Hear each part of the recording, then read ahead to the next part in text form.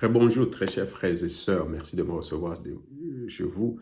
Nous sommes en train de partager sur la doctrine euh, importante, centrale et fondamentale de l'imposition de mains. Il faut imposer les mains aux malades. Il faut chasser les démons par imposition de mains. C'est Jésus lui-même qui l'a fait. Jésus a beaucoup de guérisons que Jésus a fait, c'est par imposition de mains. On a vu ça dans les actes des apôtres. Je pense que c'est les actes des apôtres, c'est dans les actes des apôtres chapitre 19, verset 11 à 12 aussi.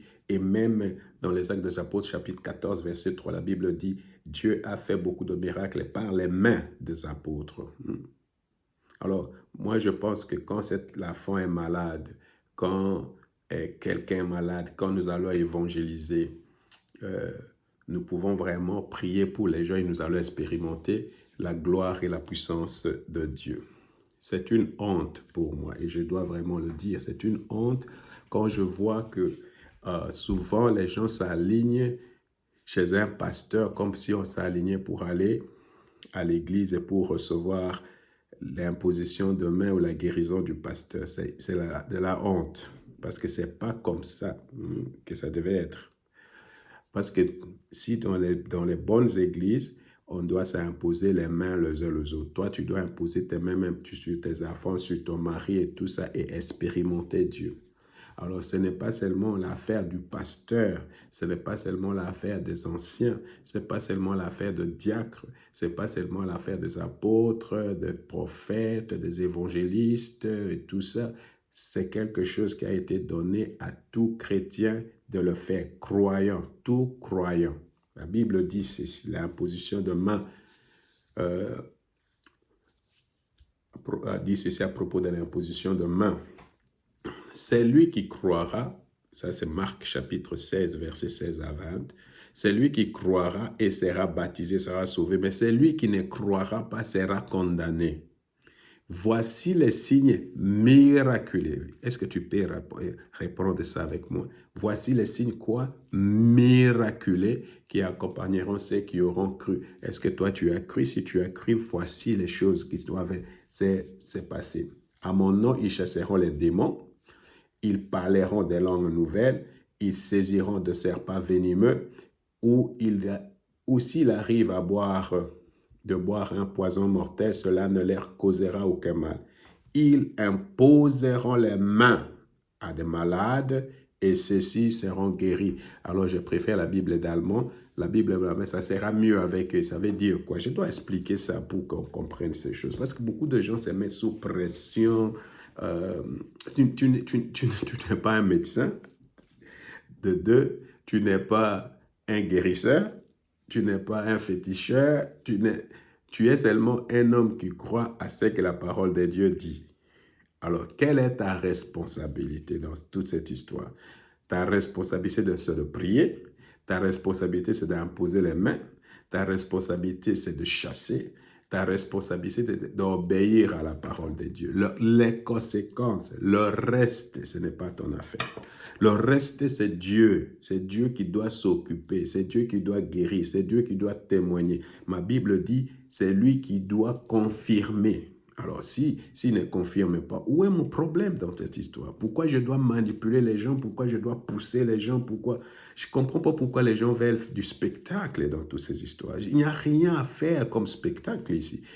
Il ne faut pas faire de la mauvaise conscience aux gens. Tu n'es pas guéri parce que tu n'as pas la foi. Mais s'il n'a pas la foi, il n'allait pas accepter que tu pries pour lui. C'est parce qu'il a la foi qu'il a accepté que tu pries. Alors, il y a des choses qu'on ne peut pas expliquer. Est-ce qu'on peut expliquer Dieu?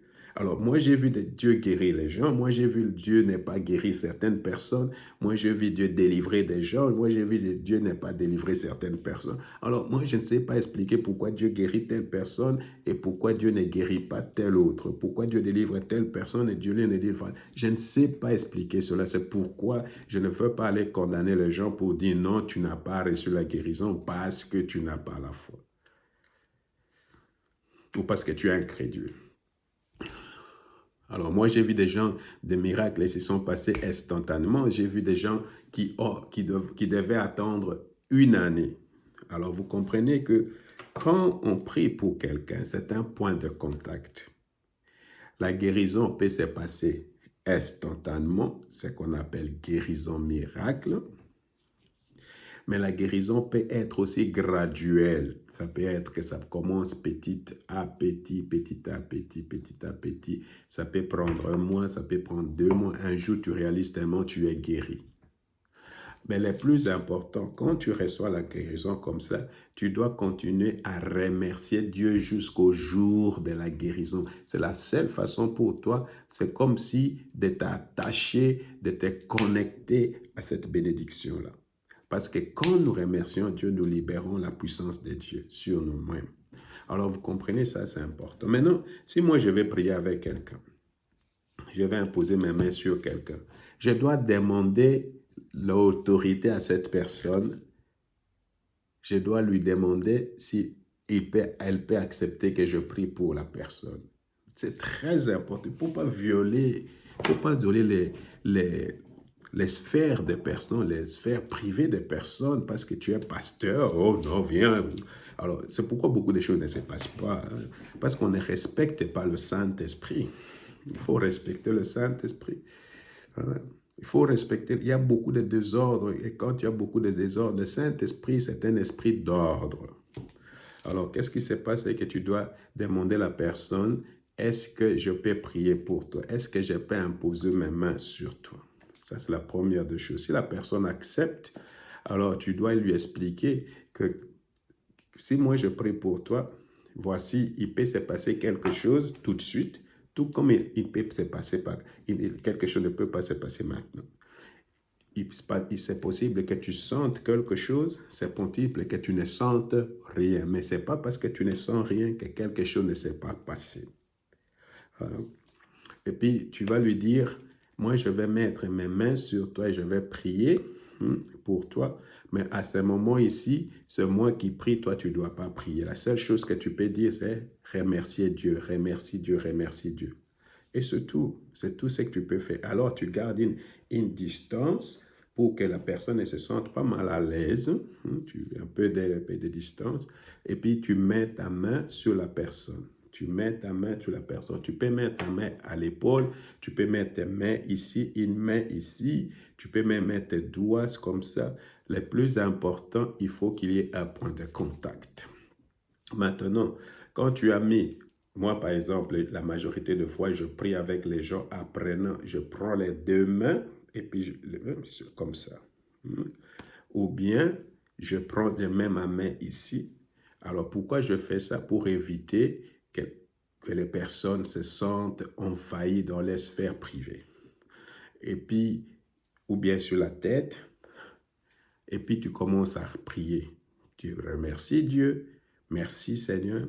Si c'est la maladie, je suppose c'est la fièvre. Tu dis au nom de Jésus, la fièvre doit te quitter dans le nom de Jésus. Fièvre, quitte-la dans le nom de Jésus. Maux de tête, migraine, tu appelles ça. Et quand tu fais ça, tu ne dois pas maintenant commencer à pousser la personne. Oh, tombe, pousse pour que la personne tombe. Je ne sais pas pourquoi les gens font ça. Pousse. Tu n'as pas besoin. Ce n'est pas parce que la personne est tombée que le miracle va se passer. Non. Quelquefois, ça n'a rien à voir. Tu comprends avec tomber ou pas. Alors ça aussi, il faut expliquer les gens que quelquefois, il y a de manifestations.